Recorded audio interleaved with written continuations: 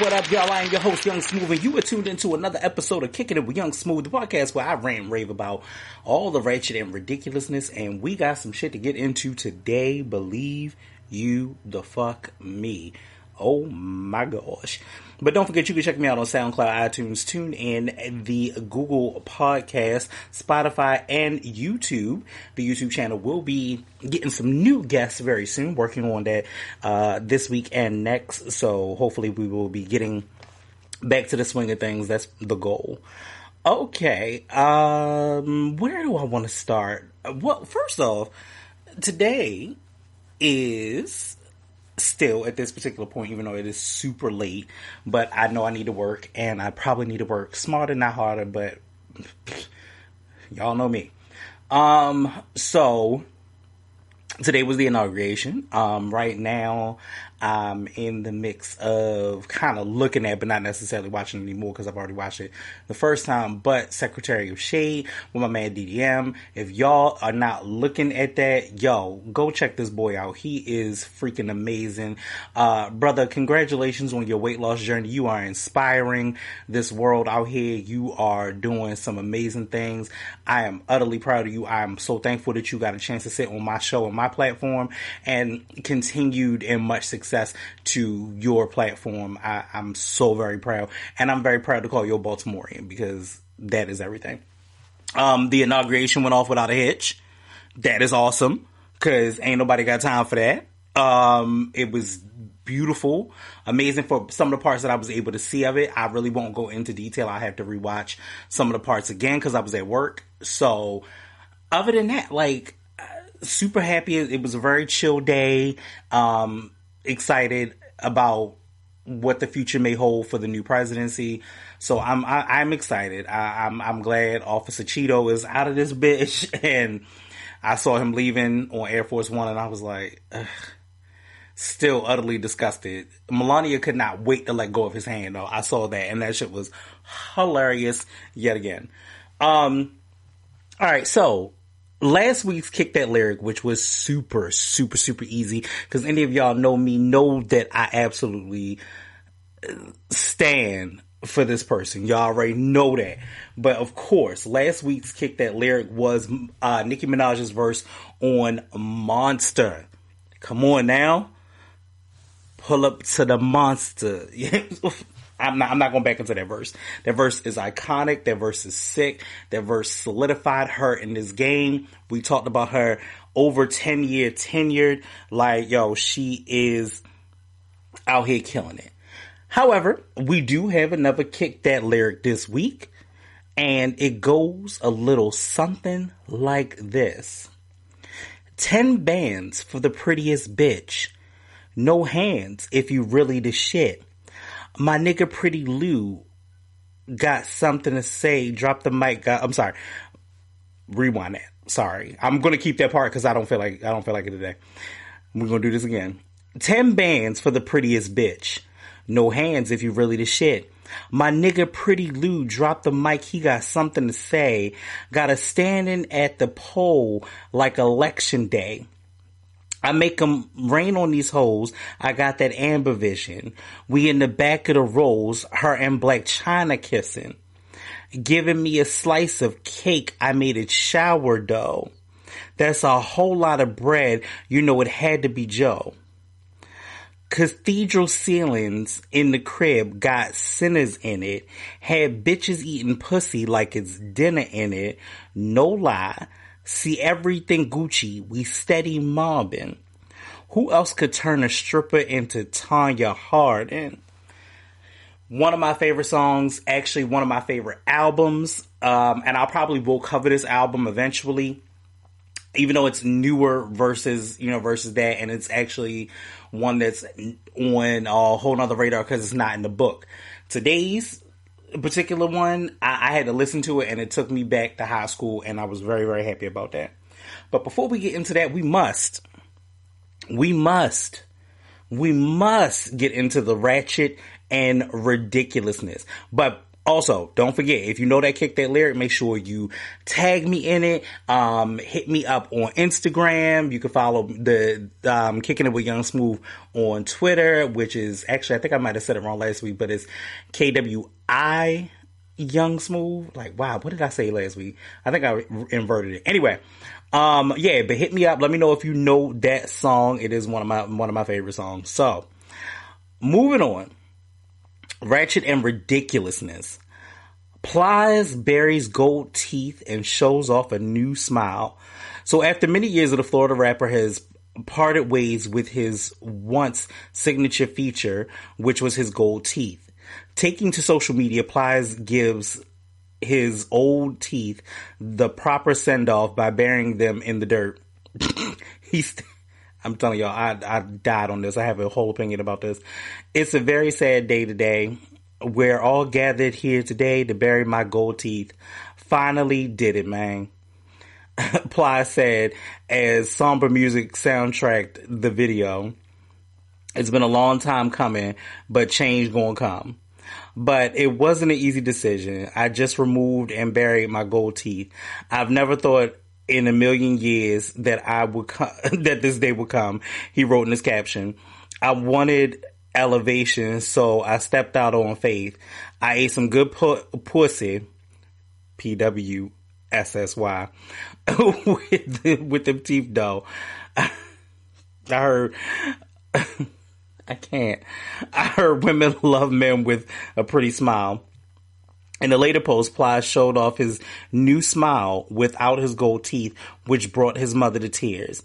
I just showed my mom my new smile. She hugged me, started crying, and said, I finally got my baby back. One of the proudest days of my life, he said. 2021, I might just turn into a full-time brand ambassador with this smile. I'm never gonna get through this. He also had a message for the ladies. No coochie getting eaten with these ladies. How did I do? He asked. He received messages of support from fans and friends, including Missy Elliott, who said, yo, fly either way, but this handsome on my... What did she say? Oh, Cancerian. I was like, what the fuck is that word? I couldn't read today. Like, I can read any day. It doesn't matter.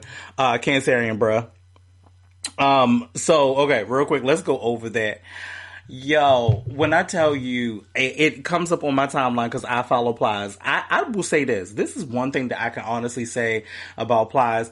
Plies is probably one of the non-problematic rappers. Like, he say his shit, he talk his shit, he talk his nasty shit, all of that. That's true. Very much so. But he asks real questions. If you ever watch like his IGTV or whatever, he really asks like real questions that deserve answers. And I mean, whole time what I think tickles the shit out of me is the fact that he be laughing, and his laugh tickles the hell out of me. It does. It tickles the shit out of me. I was surprised to actually go onto his page and literally, and he's really turned over a whole new leaf.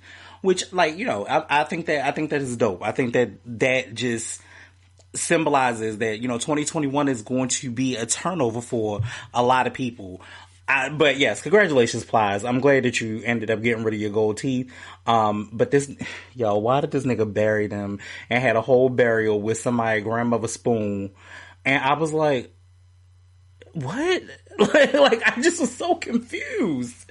You know what? But who am I to judge? 2021 is all about change, and that's what we're here for. All right. A nigga who's not changing is Funkmaster Flex, who claims Jay-Z stays off social media because he's sensitive. Whatever, bruh. Even just from the caption, Funkmaster Flex is the most sensitive nigga I have ever seen in my life, and I really don't even want to read all this, but I'm gonna get to it. The Hot 97 DJ made some revelations about the recluse Rock Nation boss, speaking with $1 million worth of game, Gilly the King, and Wallow on Instagram Live. Flex claimed Jay-Z stays off social media because he can't take the criticism. It also goes on into the article to talk about that Jay-Z created a Finsta account and so on and so forth. Real quick, Flex, you are one to talk, bruh. You might not be able to be paid for your opinion, which is very, very true. But let me tell you something. Somebody come for Flex. Flex, you almost in full-fledged tears. So let Jay have his Finsta account, you know what I'm saying, to you, and as most celebrities should. Like, you need it. So some celebrities just need to fucking be quiet. They do. You just need to go ahead, sit on down, do what you do, and all will be right with the world. So, I'm not mad at Jay-Z for not, really being here for the shenanigans and the bullshit. Like, I'm really not. I don't know. Flex actually agitates my soul. I'm just a little bit. I ain't even gonna stunt you. I'm not even gonna hold y'all. Like, Flex really actually agitates my soul because he do shit. Like, I will say this, and I have read an article, but I wasn't gonna get into it too much for real. But like, just like the whole Nicki Minaj situation where, okay, so Nicki, just to backtrack the story real quick, again, I didn't want to talk about it, but I am going to. Nicki is getting sued by Tracy Chapman for a song that got leaked on Funkmaster Flex's situation. My whole thing is, even though that's been almost 2 years ago with the Queen situation, did you ever apologize for that? Like, you leaked that song and she told you specifically not to. You the biggest crybaby ever. You do shit so unapologetically and then want people to go ahead and just feel sorry for you. Like, I don't have time for Flex, yo. I really don't. I don't dislike Flex. I think Flex is a big part of the culture, but I also think that some shit you just need not to talk about, sir. You just need to be quiet. Cause ain't you over here body sculpting out this bitch and trying to get back fat off you and shit? You know what? Again, whole nother topic, whole nother story. Not fucking with him. Anyway, moving on. The Game is already preparing for a versus battle with 50 Cent. Okay. The Game is down for a versus with 50 Cent. While anticipations continue to grow for a potential battle between the former G-Unit members, the Compton rapper said he's ready to go head-to-head with his rival while promoting his new single AI with the Braids on Power 106 LA Leakers. Real quick before I move on. So, all y'all niggas always talk about you retiring. You not retiring. Nigga, you was supposed to retire an album ago. What is going on? Game shared his hopes, saying he was inspired after watching Jeezy and Gucci Mane squash their beef during their verses last month. That's great. I could figure that. That. I would hope that y'all would squash our beef. It's been years. Like, who cares at this point? That moment let me know that me and 50 is a possibility, he said. That's what gave us hope, and I'm pretty sure 50 watched that. Like, yeah, it's possible. He and 50 have only seen each other twice since their fallout. He states, me and 50 been in the room twice since we both shot at each other, he said. Well, damn, y'all done shot at each other? I forgot all about that. Oh, I don't know if it's coming. Well, nope. It is. Yep. You know what? I get it. It is maybe possibly coming back for that because Jeezy and Gucci settled that, and Gucci tried to kill your homeboy. So yeah, it was a lot. Yeah. Okay. Both times we had interactions, we tried to figure out where it went wrong, but we were in the club twice, and that wasn't a conversation that you could have in depth in depth in that circumstance. While nothing has been finalized, Game is already preparing for the battle. That's something that I'm entertaining, but just so you know, as soon as I saw 50's interview, I went to my notes and wrote down 25 songs that I feel that I can run up. I made a list of 25 that I can handle some shit with. Okay. During the interview, he praised 50's catalog. There's enough on those first two albums for him to be able to do a verses and have an amazing outcome with anybody in the game, because those first two albums were so monumental, he said. Get Rich or Die Trying, you could literally play that from start to finish, and he is not lying. That is very true, and that could be his verses. That's true. I'm loving the way the Game is talking about shit right now. He also boasted about his own resume. It's only one artist alive that has more number one hip hop albums than me, and that's Drake, bro. The Game said, I made my rounds. It's an impeccable career inside of music and outside of music. While they've had their issues in the past, Game says 50 is the only person he would battle as far as versus is concerned. That is the only person I would entertain doing a versus with, because it makes the most sense and nobody else can really go with me. Again, he is making a lot of sense. Again, I'm not seeing a lot in any of this. He also quotes, I'm not sure that I'm going to do it, but if we do, I'm definitely down to sit in a room with him and have some Le Chandelier. You know what? That's rich people speak. I don't know what the fuck that was. Referring to 50 Champagne brand. Look at this. See, this rich nigga shit. But yeah, no. So this actually makes me excited though. I love to see our culture grow and us kind of grow up and get away from whatever the bullshit was and whatever the problem was. And it was a problem from yesteryear, and they really are, trying, like, everything that he said to the LA Leakers, shout out to LA Leakers, because their show is also awesome and amazing. Excuse me, but everything that he said in that regard, like, it was all positive. It was all, and honestly, after reading the article, I'm sitting here like, that doesn't even equate to the Game and 50 that I remember. Like, I'm like, wow, like, you really grown up. And let's be honest, the Game himself does have a extensive catalog. Like, there's not no songs that I could slouch on. Like, I would be here, just like I'm excited about another verse that I'm about to talk about in a second. But I'm here for that shit. Like, I definitely could see them doing the verses and it working out so well. That would be a great thing for the culture. It'd be a great thing for the career. It's a great promotional marketing tool for his new album, which I will definitely be getting, because who don't love the Game? I'm just saying. And if you don't, fight me in the comments. But and 52, you know what I'm saying? Like, 50's catalog is extensive. And I mean, we've been bopping with 50 for years at this particular point. So I'm like, this would definitely be monumental. And it's, it's the teacher and the protege. Like, yeah, I'm here for all of that. It's New York versus LA. Like, it's the East Coast, West Coast, without the actual beef kind of situation, but it's gonna look good for the culture. And he is right. The Game is right. There is no possible way that anybody else could officially do a versus with him that will hold up and make sense. Like, I think that's one thing that the versus has to do. It has to make sense. You know what I'm saying to you? So, super excited about that. Definitely want that to come into fruition. I hope that we can make that happen. 2021 for me is all about making things come into fruition. All the things that I either sold or thought of or whatever, I was like, all right, cool. These are the things that I want to come into fruition. So I'm hoping it happens. I really do. Speaking of verses, since we on this topic, I'm very, very also excited. Thank you, Jesus, because ain't nobody got time for this waiting forever.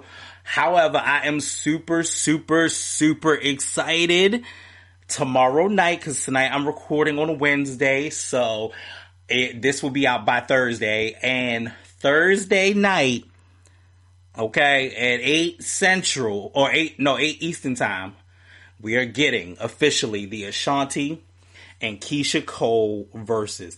I have been waiting for this. I want to do the bitter baby mama dance. I do. I want to be the heartbroken, scorned lover in this bitch. And when I tell you, now, people have been telling me, people have been saying to me quite frequently that Keisha, Ashanti ain't got nothing on Keisha. We talked about this last week. I agree that Keisha has that music that you feel in a certain kind of way. However, I don't want y'all to sleep on Ashanti. I think Ashanti is going to pull some things out of the bag. I think that there are going to be songs that we don't know. And I will say that I think for Ashanti, there is going to be songs that we don't know and we may not necessarily recognize, but there are going to be more hits. Because when you start off with at least the first album by itself, we went over this on the show, the first album itself might as well been like a ode to all classic hip hop and R&B twists. Because most of it was either Biggie, it was Scarface, it was like MOP, it was like all type of stuff, kind of slowed down for R&B twist. So again, super, super excited for this. I am going to be there. I'm going to have my bitter baby mother t-shirt on. Like, I don't know. But I'm going to be there. I'm definitely here for this ride. I am. And so it's just like the verses for The Game and 50 Cent, which I would definitely want to see. And then I know I gotta get the 8-Ball and MJG one. Like, I'm definitely here for that too. So yeah, it's gonna be a moment. It's definitely gonna be a moment. Versus, you got my attention again. You got some good ones. You got some good bangers. Well, I'm sorry, it's not 8-Ball MJG. I'm sorry. It's Bun B, which would have been UGK versus MJG. But again, I'm here for this. This is the culture. This is what I like. Just like I loved, and I was sitting there bobbing, even though it was some songs that I really wasn't familiar with, I was still bobbing to the 8-Ball MJG shit. Like, yo, that shit right there was a moment when that nigga played Blow the Whistle, like, what's my favorite word? Biatch! Like, yo, I love Short. I have loved Short for a long time. Short is the man. And 40 is too, and I think people slept on 40. And I'm, again, like I said, this versus situation, super excited about it. Moving on, Dr. Dre returns to the studio amid Detox revival rumors. I have to say it with so much inflection because Detox, my nigga? Other than the fact that the last album that we got from you was 2001? What? I am ready for it. So just days after being released from the hospital for a brain aneurysm, the legendary producer returned to the studio. On Saturday, January 6th, some of Dre's collaborators shared a photo of him looking happy and healthy while seated in front of the studio console. He was joined by engineer and producers, including the DOC and Focus, who snapped the pic. One of the producers, Dem Joints, also hinted at a 2021 revival of Dre's canceled album Detox. And the quote says, "And we're back," or "and we back." He wrote in the caption, adding the hashtag Detox21. Dre, who did not post a photo or acknowledge the Detox revival, ultimately scrapped plans for the mythical project and instead released Compton, inspired by 2015's NWA biopic Straight Outta Compton. In 2015, he states, I had 20 and 40 songs for Detox, and I just couldn't feel it. This is what he told Rolling Stone in 2015. Usually I can hear the sequence of an album as I'm going, but I wasn't able to do that. I wasn't feeling it in my gut. So I really thought I was done being an artist. Dre was discharged from Cedars-Sinai Medical Center in LA on Friday after suffering a brain aneurysm just 2 weeks earlier. He is recovering at home and will be under the 24/7 care of a medical professional for the next few weeks, according to a TMZ article. His family has been given an encouraging update from doctors who told them that a bad outcome is unlikely. Ice-T also said that Dre was safe and looking good after their FaceTime call. Dre, who did not post a photo or acknowledge the Detox revival, ultimately scrapped plans. Oh, I already read that. Sorry, I wrote that on there twice. I was really about to reread it again. But anyway, so I am excited about it just for the fact that even if he's not doing the new Detox album as much as I would love for that to be the case, because we've been waiting for that since The Chronic, I'm excited. I think that I honestly, I really do believe that it will come out. I don't know if it will come out in 2021, because most producers and engineers like that are perfectionists, and they won't allow the work to be ready if it's not ready. And I think that if he had the 20 or 40 songs, he may have scrapped the old project to do a whole new project, because the feel is going to be different. The vibe of music has changed after almost 20 years. You know what I'm saying? After actually over 20 years at this point. So the vibe has changed, the music has changed, the industry has changed completely. So I think that we could get Detox, and it could feel completely different. Like it could not feel like the way that most Dre projects have felt, in whatever sense of it all. But like I said, either way, I am thoroughly excited about this. So I definitely hope that we get a Detox. So most of the news right now has been pretty positive, and somehow we take a deep spiral into hell. Okay, so let's spiral into it. Solange's son Jules reveals breakup with Sky Jackson. All right, real quick. So this has been all over the internet. Has been all over Twitter. It is a problem. It is literally a problem. It is so problematic on so many different levels. I'm going to talk and touch on it. Now, as we know, Solange is Beyonce's sister. We know that Jules is her son. I think Jules is her son. I think that's the way it's pronounced.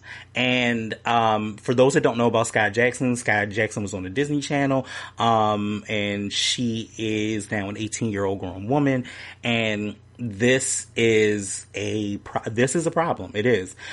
Solange's son is making headlines for his secret romance with Sky Jackson. Daniel Jules J. Jr., J. Smith Jr., 16, revealed that he was in a relationship with former Disney star Sky Jackson, 18, Sky Jackson, my bad, wrong Jackson. Sky Jackson, who is 18 years old, but they have since called it off after she allegedly cheated. That means your dick was trash. In a leaked group chat, Jules claims he and Sky were sexually involved, but she was unfaithful, so he got revenge. He states, "I made sure to ruin her life." He allegedly wrote in one message, "I fucked her good and got her addicted and then left her. It's complicated." Light skin trash. And I'm saying it. I don't give a fuck. And I know I'm light, but goddamn, no, that's beige brown paper bag light. That nigga trash. He's trash, and I'm gonna explain why he's trash in a minute. The other person in the conversation questioned their 2-year age difference, but Jules was seemingly unbothered. Nigga, age doesn't matter, he responded. He is garbage. An explicit video also surfaced featuring Sky. Many have accused Jules of leaking the clip, equating it to revenge porn. However, it's unclear who uploaded it to social media. Both their names have been trending on Twitter as fans weighed in on their surprise romance. Jules addressed their relationship status in a since deleted IG Q&A. Why are you having... This nigga's trash. When asked if they were still friends, he responded, fuck no. While they may no longer be together, a photo of the former couple in a happier times has circulated on social media showing Sky sitting on Jules' shoulder while he takes a selfie. Jules is Solange's son, and her relationship with her ex-husband Daniel Smith. Solange was 17 when she married her high school sweetheart, but they divorced 3 years ago. Here's the problem. So, some of the stuff that he ended up saying in the text message, which a lot of it has since been deleted, I fucked her good and got her addicted, that's lame nigga shit right there, first and foremost. Secondly, sir, there were other tweets that I have found and when other outlets, shout out to Storm Monroe, who I actually was watching him and was going over some of this the other day.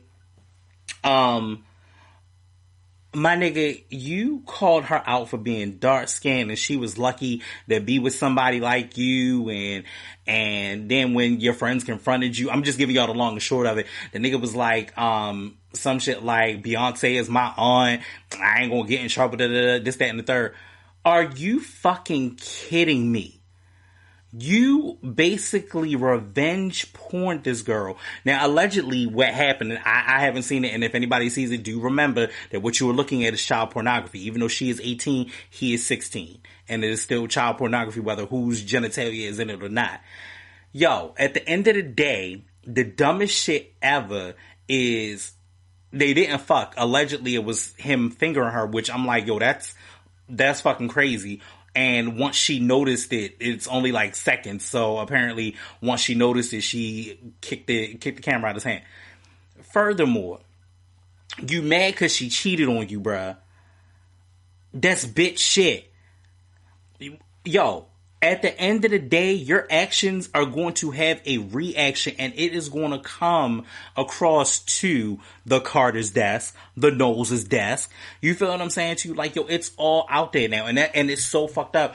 Like, yo, that girl has a reputation. She has worked since she was every bit of 3 years old in entertainment, done the Disney Channel, done Nickelodeon, so on and so forth. She has continued to work, and I have witnessed, I am attest to that, because I watched her on Dancing with the Stars and knew about like her background. Like I was like, I knew who she was, but I really didn't know who she was at first.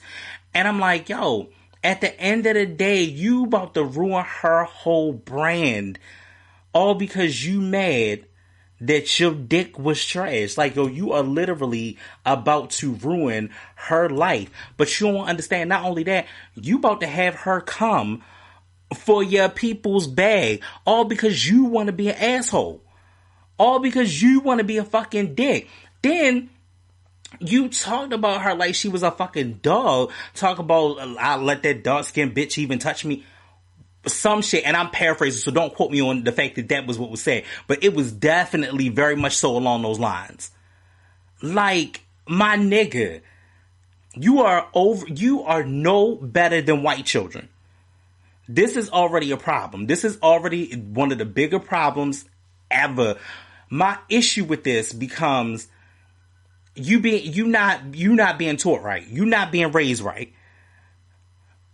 The same people that we cape for and we go up for, that are black girl magic and your black women that have literally ultimately worked their asses off and has shaped culture and defined culture with their music. You turn around, fucking asshole, bruh. You are the epitome of every piece of scum, and anything that anybody say about you online, you deserve at this point. Whether you leaked it or not, the fact that you did it, and the fact that the text messages are what throw me over the top, for real. The text messages are the part that throw me over the top. It is not about whether or not you did it or not. It is the text messages that throw me over the top. You said and you typed out of your own mouth and on your own and from your own hands all of this shit about this girl. Yeah, you mad. But you think because of you use who you are as an anchor, but you think that the friends is close to you, ain't nobody gonna use that against you? Yo, everybody not your friend in this game, bruh. And you too young for the dumb shit. Now, this is also why I am very, very grateful for the era that I grew up in. I'm very grateful to be in the 90s, and the 80s and the 90s and shit. And, the early 2000s where we didn't have all this technology. Because anything that you said at this particular point is documented. I mean, people took screenshot after screenshot after screenshot of this shit. So you really, my nigga, this shit really happened. It really happened. And you are setting a movement back where men should be protecting their women. And even if it don't work out, what we need to stop doing is we need to stop not teaching our sons. We sit back and put all of this earnest on the girls and the women of the culture, and they have to weigh all of this burden. But it's funny, you could teach your son, niggas do this shit all the time. Teach your son how to get bitches. That's the thing. It's all about getting the bitches, but there's nothing about keeping a woman. There's nothing about that. There's no way that we sit back and we talk about, how do you keep your woman? How do you make her happy? Or on top of that, how do you deal with rejection? That needs to be a thing, because there are so many young men that are out here that do not deal with rejection well. You calling them bitches, and she lucky that she even got a chance to see the dick, or whatever. All of this. But yet you have parents and your mother and your aunt that are shaping black culture out here. But it is nothing. It is nothing. Be clear. You can shape black culture all you want to. And I'm not saying that they not, this don't come for me. I'm not saying this. But you can shape black culture all you want to. But if your next generation is coming up, ain't doing the right things, then you fail. You failing. It is so evident in a lot of what we do. I have to always bring that back to that portion. If you are not teaching it and giving back to the youth in that way, because somebody should have been showed that man how to be respectful. You feel what I'm saying to you? And I take this notion on the chin. I take this thought on the chin too. I would say that would be the case, but I feel in my heart of hearts, and I don't know this to be true, but I do feel in my heart of hearts that if anybody was watching Solange's situation with her baby father and now her ex-husband, that was a shotgun wedding. That was a whole shotgun wedding. Real talk, no chaser. That shit was a shotgun wedding. She got pregnant and she was forced to marry him, and she didn't love him, and then that's why it ended within 3 years. I think that we need to stop doing this. We have to learn each other. We have to know each other before we start making commitments to have children. Women have children, and their lives, their bodies, their minds, all of those things change. And men, that is something that we'll never understand. But we also have to raise a community for that. And we have to raise our children correctly. And we need to start putting a responsibility and an accountability on young black men. Sir, you are still a young black man. And I know that that whole part is completely skewed for him because you are a not even a celebrity, I won't even say that, but you're in more of a privileged standpoint than a lot of other black men, but you have to change your actions. That shit is horrible, and that little girl is going to come for their bag. Revenge porn is a crime. I don't give a fuck what nobody say. We must do this, and this happens quite frequently. And I will say this: if anybody has watched, as of recently, my Facebook Live post, I'm gonna have to go in. Make sure y'all check that out, because it is pertinent information for your everyday life. Bow Wow faces backlash for a performance at packed nightclub during a pandemic. I pause because y'all know I'm already pissed. Like, if you've already been listening to the show, you already know that I am pissed off before reading any of this. Bow Wow's come under fire for performing at a packed nightclub in Houston amid an ongoing coronavirus pandemic. The rapper is celebrating club promoter Larry Maurer's birthday during a kickoff event at Clay Houston on Friday night, January 15, which was hosted by Meek Mill. Both of y'all is wrong. I'm getting there. Bow Wow shared footage on Instagram performing to hundreds of partygoers who are most likely maskless. No social distancing guidelines appear to be in effect despite the surging COVID cases in Texas. The next morning, Bow Wow's name began trending after the video went viral while social media put him on blast. He now states, so wait, people risking their lives in someone stated, so wait, people risking their lives in a packed club to see Bow Wow? Bow Wow? Asked one Twitterer, while another added, I can think of a million better ways to die, but to be to be struggling on a vented BC by on a ventilator because you went to see Bow Wow in the year of our Lord 2021. That ain't it. Oh my gosh. As the blast points out, Houston is located in Harris County, Texas, which has over 278,000 corona cases, while 3,723 people have lost their lives to COVID. Meek was also spotted at the event, but did not share footage on the social media page, as he should not have. Despite the pandemic, the festivities continued all weekend long. Tonight, Fabulous and Trey Songz. You know what? You know the fuck what? I know, and I read this and heard this before, but I forgot until just reading it.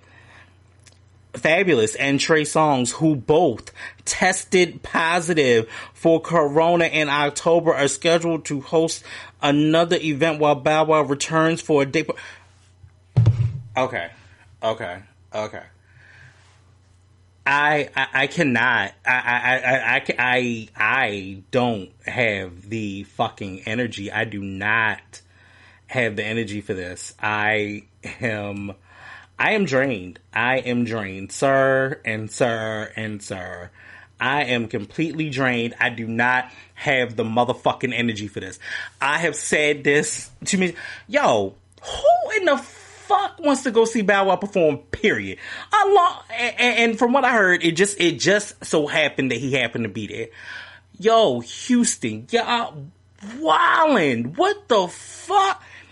First of all, that's that. Secondly, let's be clear.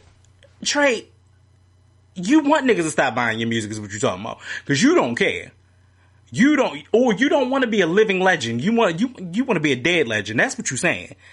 Yo, you and Fab both recently had coronavirus.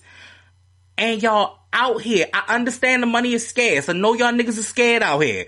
You know what I'm saying to you? I would hope that you have made better investments. I'm primarily directing that hopefully only to Trey Songz. I hope Fabulous that made some motherfucking real good investments.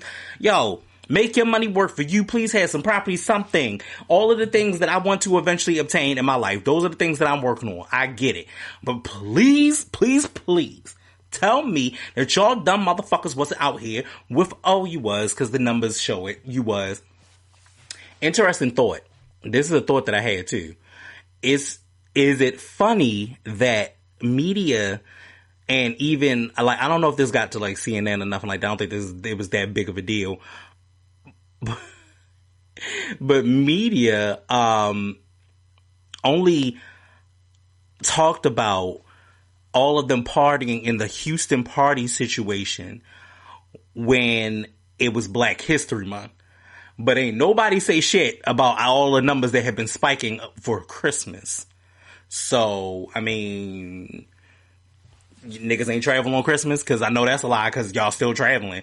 And then y'all went out for MLK weekend. Yo, what the fuck? I don't understand, yo. I don't have the time. And I'm about to stop ranting like this, because I really do not have the energy. But I said what I said, and I meant what I said. The next person I know that I see in a goddamn restaurant somewhere, I'm pulling your ass up out of there, because you don't. Maybe, you know what? Maybe not. Maybe not. I take that back. Maybe I won't. Maybe I will just do what I've been doing and leave you in there, because clearly you don't give a shit about you. There is not enough brunch. There is not enough dinners. There's not enough cocktails in the world to make me lose my life sitting up in this goddamn restaurant. What is wrong with you people? I said something that also makes a whole lot more sense. Maybe it makes more sense to me. But I have paid a lot of money for my motherfucking house. A lot. I am paying a lot of money for my motherfucking house. I will choose to be in the house and start working up on shit, changing shit, redecorating, doing whatever the fuck I gotta do to keep my house good and make it a motherfucking home. Stock up on shit, all of that shit. That shit is actually fun to me. I don't care. Yo, I have video games. I love playing video games. I play my video games. I love my music. I get to go through the book and listen to my music and do all of the shit that I want to do anyway. Y'all tripping. What is wrong with you people? Who the fuck raised you bitches? And whoever raised you bitches is probably the same motherfuckers that raised Jules. I can't do it. I'm not doing this shit no more. Fuck this shit. I'm not doing this shit. Throw the whole shit away. Fuck this. Anyway, moving on. It's that time. Because the Wretched and Ridiculous thing got my motherfucking little blood pressure up. And in a minute, my motherfucking my watch going to start spiking off. And I don't have time for the shit. And I got to get through this. Okay, so I picked the album. Okay, it's that time. Yes, the album is still in the book. I don't feel like opening the book, but I thought about this album. And I couldn't forget. This is a flashy time in history. It was the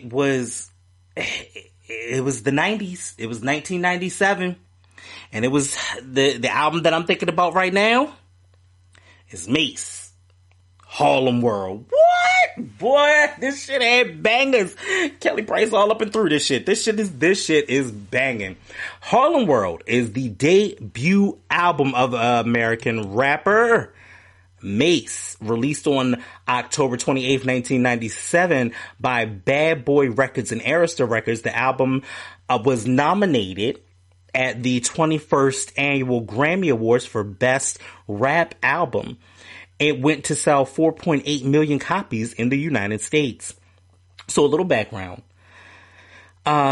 Seen as Puff Diddy's new protege since the passing of Notorious B.I.G., Mace rose to fame after being a member of Child of the Corn. I forgot all about that.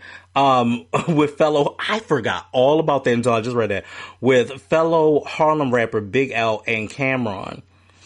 After the death of Bloodshed and the subsequent disbanding of the group, Mace signed to Bad Boy, catching the public eye when appearing on tracks such as Mo Money, Mo Problem for Biggie's 1997 album Life After Death. Puffy began to promote Mace as the new premier act of Bad Boy, and within a year he released Harlem World, a successful album spanning hits such as Feel So Good, What You Want, and Looking At Me. All bangers, trust me. Like, why you over there looking at me while your girl standing here? So what the hell is you looking for? Can a young man get money anymore? Don't judge my Mace voice. Mace released his first solo LP, Harlem World, which debuted at #1 on Billboard Pop and R&B LP charts, selling over 175,000 copies in the U.S. in its first week of release. It's since gone to sell 4.8 million copies in the United States. Joining Mace on his solo LP was a long list of rap elites, including Jay-Z, Lil' Kim, Busta Rhymes, 8Ball and MJG, The Lox, Total, and his close friend DMX. The album featured productions by Sean Combs, Stevie J. Jordan, Jermaine Dupri, Ron Amara, it was Ron Amara, Lance, D-Dot, and the unknowns at the time, the Neptunes. Mace, oh yeah, I forgot Looking at Me was by the Neptunes. Mace told MTV about his first solo effort while basically what I'm trying to establish is a strong identity and foundation for Mace, so a lot of people could know that Mace is his own person and Mace can do other things besides rap and music and things of that nature. So the reception of the album. Entertainment Weekly said the album creatively, refreshingly, well-crafted lyrics, rap's newest bad boy more than holds his own on his solo debut. His distinction, marbled mouth drawl, it was bad. We used to talk about that all the time. Creates a regular guy persona, all too rare in hip-hop music. Let's see. Harlem on the rise, most definitely, says Rap Page in 1998. Solid material, creative, refreshing, well-crafted lyrics, and a high-energy track over hype beats, especially over hype beats. Fuck that quote was weird. In 2008, the single Feel So Good was ranked number 67 on VH1's Top 100 Songs of Hip Hop. So, this album meant a lot to me. I absolutely loved it.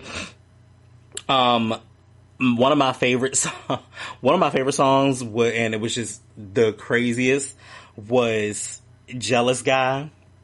And that was when Mace was singing on it, and it was hilarious. Like, it was just hilarious, and it ended the album so good. But you go over the track listings, you have Puffy's intro, which is actually iconic because of the fact with Puffy's intro, it kind of reminds you of, What's the 411? So that was really, really dope. Do You Want to Get Money? That's What's Yours. Then you have the Mad Rapper skits, which were also awesome and iconic, and I think also were on P. Diddy and the Family. So that was really good. Will They Die For You, which is also another one that had Puff on it and Lil' Kim. As a matter of fact, the Do You Want to Get Money song also had Kelly Price on it. Take Was Yours. So that was dope. That was actually one of my favorites. And another one, actually there's another favorite in here. So then you also have the other Mad Rapper skit. No, I'm sorry. You had Look at Me, which was also done by the Neptunes, which again, another dope collaboration. Then you had the White Girl interlude. You had Love You So, which has Stevie J and Billy Lawrence. That was my shit. So it was like, ooh, Mace, I love you so, never ever gonna let you go. And then you had the Player Way, which had 8Ball MJG, which they were on Bad Boy South primarily. Then another Hater interlude, which was from the Mad Rapping shit. Niggas Wanna Act, which had Busta Rhymes on it, and that was my shit too. Niggas wanna act, we can act. The niggas wanna scrap, we can scrap. Niggas got gas, we got gas. That was my shit. Feel So Good. Everybody knows that one. What You Want, which also had Total on it. Tell me what you want from me. Take a look at what you see. Yo, the phone conversation was probably the funniest because that was just an Every Guy skit where he was trying to balance two girls. And the funniest shit that he said on there to the girl was, yo, shorty, you know I just say that to get you mad. I love it. Cheat on You, which had Little C's, Jay-Z, and 112. 24 Hours to Live. This is my favorite fucking song. To this day, I will still bop to the song. I still bop to the song to this day. 24 Hours had The Lox, Black Rob, and DMX. And as a matter of fact, when I finish this, I probably will be listening to it. I Need to Be, which had Monifa. This was actually a really good song. Yo, go check this song out. I felt like it was every young man situation going on. Then the Watch It Back interlude. And this is another thing about the 90s. Like, there were a lot of interludes. That's what made the shit so much longer. And then, Wanna Hurt Mace. I was like, do you really wanna hurt Mace? Do you really want to make him cry? Like, oh, yo, that shit was the shit. And then Jealous Guy, which had Puffy and 112, and the samples are amazing. So, Do You Want to Get Money, samples Do You Want to Get Funky With Me by Peter Brown. Feel So Good samples Hollywood Swing by Kool and the Gang, and Bad Boy Miami Sound Machine. Love You So samples Square Biz by Tina Marie and Ooh Baby by Rose Royce. Jealous Guy sample Jealous Girl by New Edition and Another Bad Creation, who also sampled that as well. Will They Die For You sampled Everything, what is it? Everything Good to You, Ain't Always Good For You by BT Express. Puffy's intro had a Isaac Hayes sample from Joy. Wanna Hurt Me samples Do You Really Wanna Hurt Me by Culture Club. Oh wow, yeah, it did. Shit, I didn't even think about that. I Need to Be samples Tomorrow by the Brothers Johnson. 24 Hour samples Moses Theme by Frankie Blue. And What You Want samples Right On For the Darkness by Curtis Mayfield. Cheat on You sample Don't Stop Till You Get Enough by Michael Jackson. I have to re-listen to that song now. I don't remember. And I was listening to this album the other day. Damn, I now I'm gonna hear it differently. And Look at Me, interlude Illegal Search by LL Cool J. So, yo, this album was a dope album. I remember getting this album. How did I come across this? I think this album came, and anybody can feel me, and what y'all know about this, see, y'all youngins will never know, but BMG Music, when you got the motherfucking CDs for a penny, I think Mace came in that pack. I probably still owe BMG Music to this day. Anyway, don't tell them. But I do want to play one. I really do, while I wrap this up. I don't know what I'm gonna play. Anyway, so the big thing that I remember, like, I listened to this CD every single day. Mace was in my rotation, and I was like, and even when he got to the whole Welcome Back situation, which we may cover, I don't know, I think I have this CD too, I may cover it. It's not as great as this one. It doesn't have as many hits. It doesn't have that funky sound. It doesn't have that every guy kind of feel to it the way that this Harlem World does. And I think there was even a Harlem World 2, or like the Harlem World Family, again, did not hit quite the way that Harlem World hit. And, you know, Mace has gone on to be a pastor, of course. You know, we are all well aware of that. But when I tell you, it just was a moment in time. It just was. It it meant everything to me. It was 97. So I was like in my, I was in my ninth grade. Yeah, I want to say.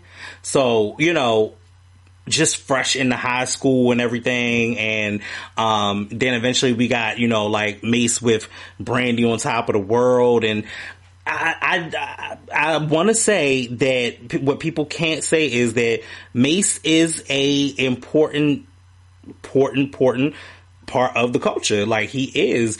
Like, the 90s gave you that real flashy kind of situation. And I think I do want to slightly see if I can get away with this. Let's see. We gonna see. Don't judge me. Yo, Cardan, come here. Let me show okay. you this. Yo, what up, Doc? So, like I said, like, I just really think that Mace is a big part of the culture, and he really has influenced a lot. And Mace is a good rapper, so I think a lot of times we really take that for granted. Yo, I love this song. I'm only gonna give y'all a few seconds of it, but this is actually one of my favorites.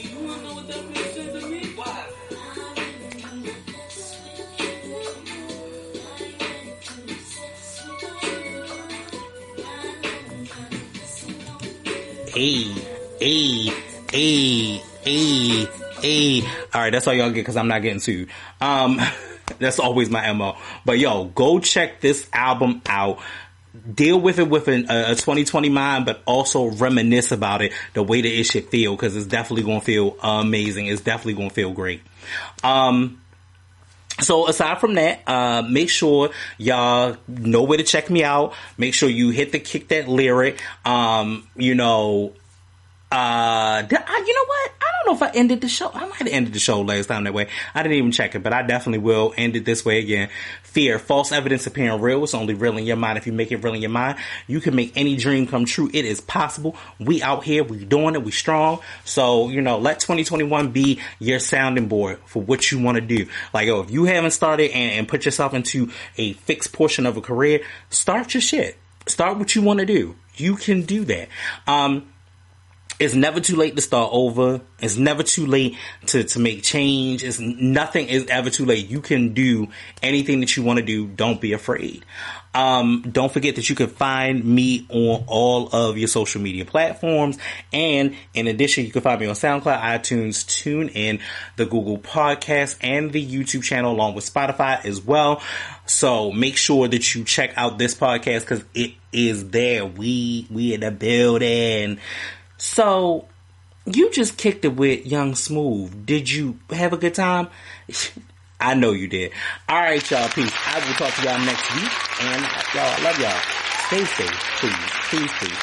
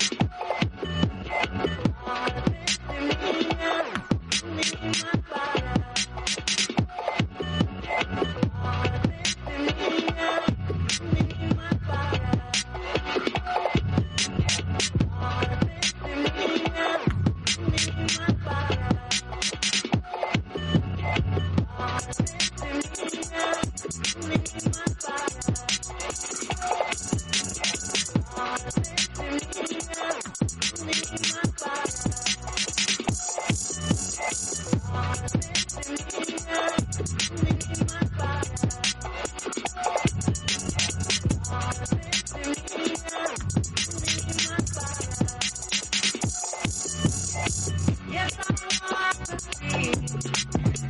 Yes, I want